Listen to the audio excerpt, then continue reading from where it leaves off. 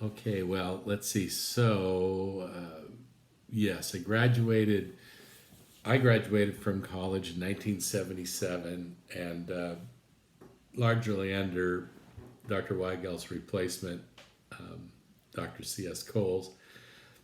I did go to NTS, and I took one class with Morris Weigelt at NTS, and it was called Corinthian Correspondence. And it was a great class. I think during the same period of time, Dr. Weigelt was going through some pretty deep waters emotionally. I don't know details, um, and so I'll just say that he may have missed a few classes, but there wasn't much that he missed. And what I appreciated about that class more than even the ones I had in college, and I think it was a different audience, and he was teaching at the seminary. This was a very rich experience of working through the letters of First and Second Corinthians with both a critical eye, definitely, historical critical considerations, but such a deep sort of spiritual, emotional, pastoral element in all of this. And I do mean the emotional as much as anything. For sure, the Apostle Paul's own emotional life is most on display in Second Corinthians. And Dr. Weigelt had a beautiful way of helping to bring that to the surface, helping us to appreciate it, to get a feel for Paul's anguished pastoral heart and relationship with these people. This has stayed with me in all the subsequent years. I know I wrote, as we all did, again, I think brief. I don't remember writing a long paper for this, but brief, a series of brief reflections. And I know that Chuck Johnstone read these. I think Dr. Weigelt did too. But it was Chuck's comments. I know in one of them he accused me of being a heretic in his own lighthearted way.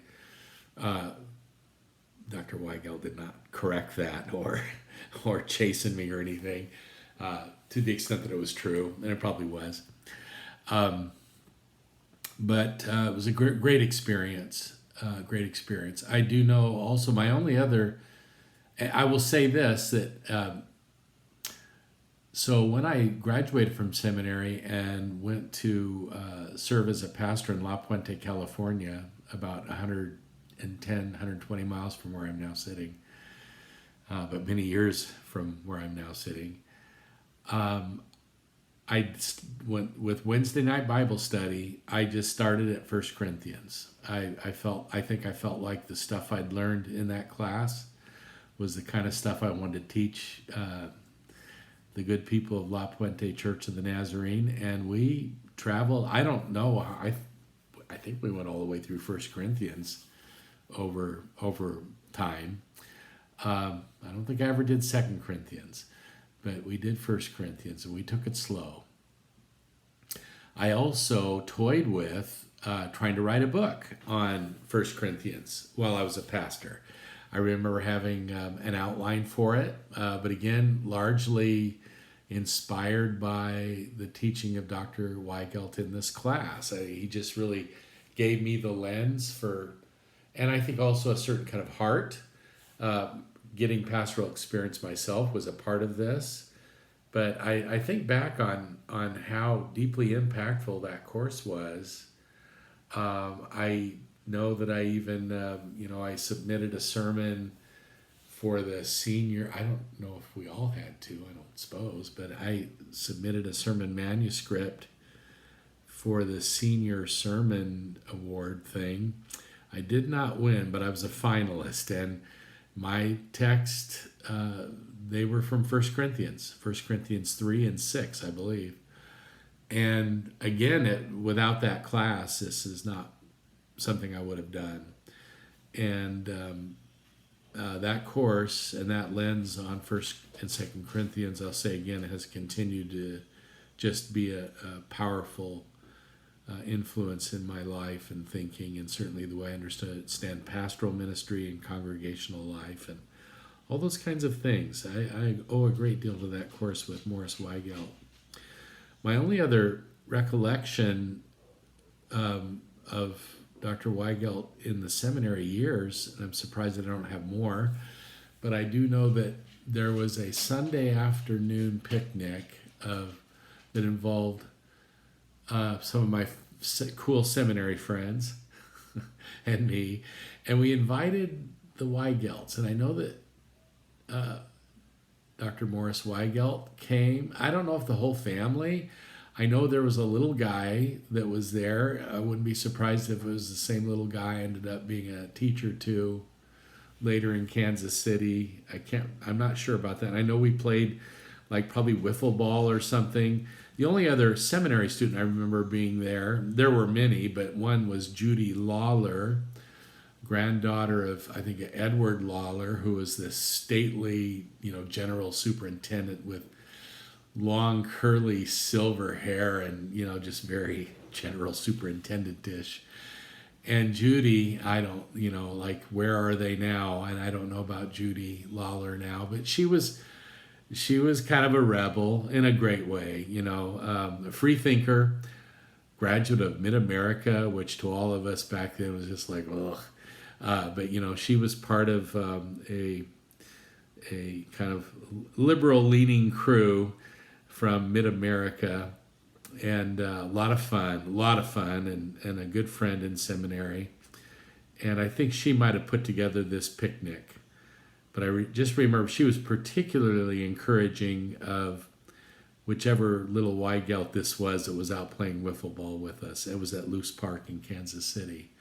And I do know that Morris was there for that as well. Then I'm going to zip ahead to my only other memory, and it's a good and profound one. I was again teaching summer school at NTS. This would have been somewhere in the late 90s, maybe 2000, not sure.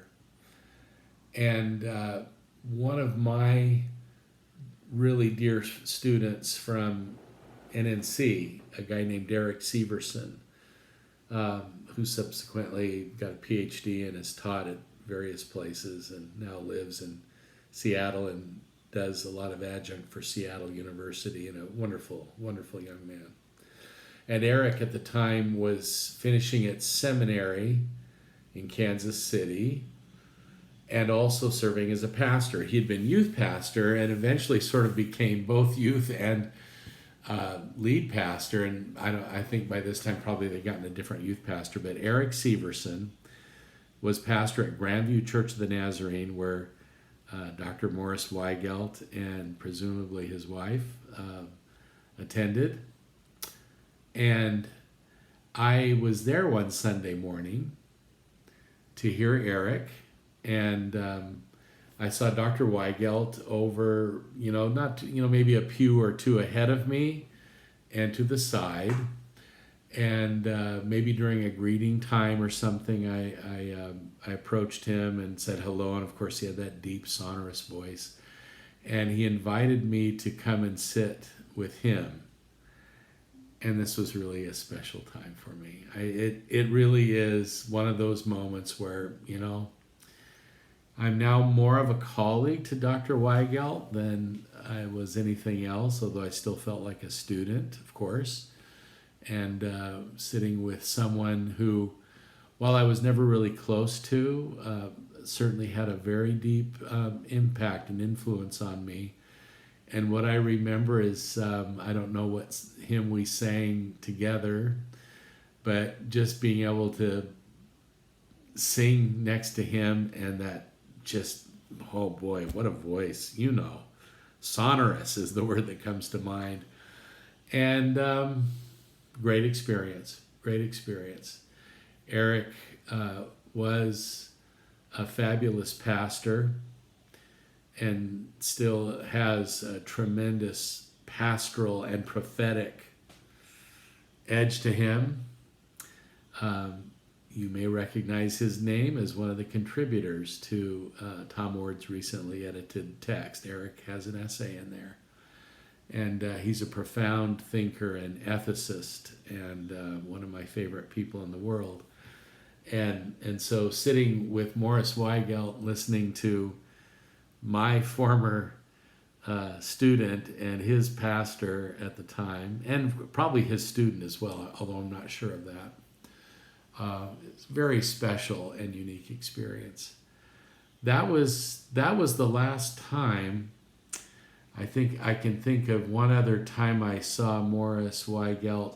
Prior to that, I should mention, when I was teaching at NNC, and this would have been in the early 90s. At some point, we had the Pastors and Leaders Conference, PALCON, which is, this regional thing, goes around. They do it at various colleges.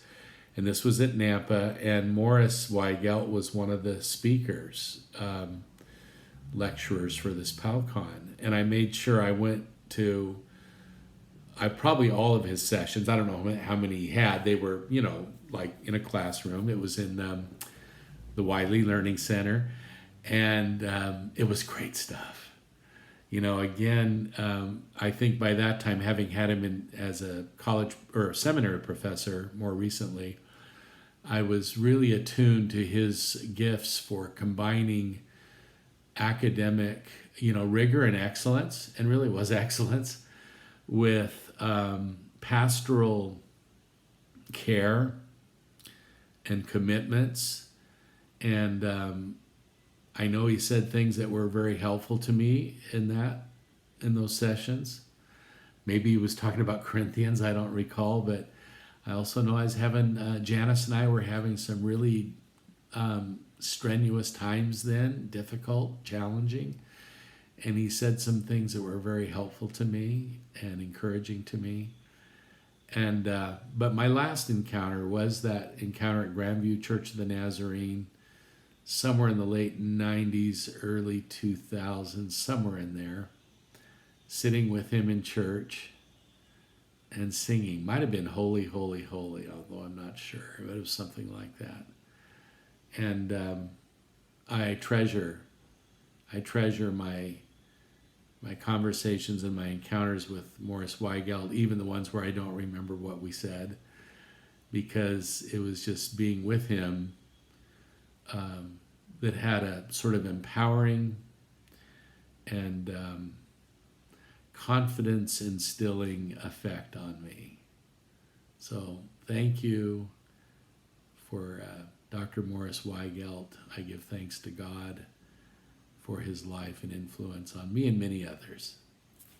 Amen.